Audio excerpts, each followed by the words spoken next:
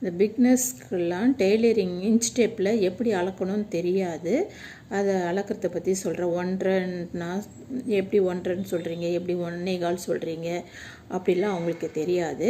அதே நம்ம டுட்டோரியலில் படிக்கும் போதோ அவங்க 1.5 1.25 அப்படிலாம் சொல்ல மாட்டாங்க. கணக்கு பொண்ணு இல்லையா, அதனால் 1.1 1.2 1.3 அப்படின்னு சொல்லுவாங்க.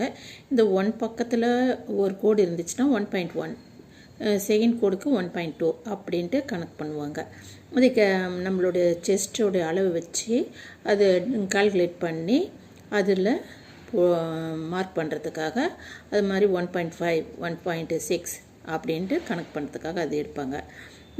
நம்ம படிக்காத பசங்க நம்ம எப்படி எடுக்கணும்னா, இந்த இன்ச் ஸ்டெப்லேருந்து 1.25 1.25ன்றது 1 பக்கத்தில் 2 கோடு இருந்தால் 1.25, 4 கோடு சேர்ந்துச்சுன்னா 1.5, 3 கோடு சேர்ந்துச்சுன்னா 1.25, செகண்ட் வர 2 இன்ச் அப்படின்னு கணக்கு எடுத்துக்கணும்.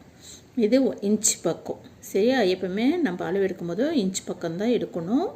இதுதான் நமக்கு கரெக்டான அளவு. அதே துணி அளக்கும் போதும் எந்த பக்கம் இருக்குன்ட்டு நம்ம பார்த்தோமா, சென்டிமீட்டர் அளவில் தான் இந்த பக்கத்தில் அளக்கணும். இது சென்டிமீட்டர். ஒவ்வொரு ஆளுக்கு ஒவ்வொரு மெஷர்மெண்ட்டு மாறும். 30 சைஸ் இருக்கவங்களுக்கு 70 சென்டிமீட்டர், 36 இருக்கவங்களுக்கு 90 சென்டிமீட்டர், அப்படி ஒவ்வொரு மெஷர்மெண்ட்டாக அவங்களுக்கு துணி அளவு கூடிக்கிட்டே போகும். சரியா?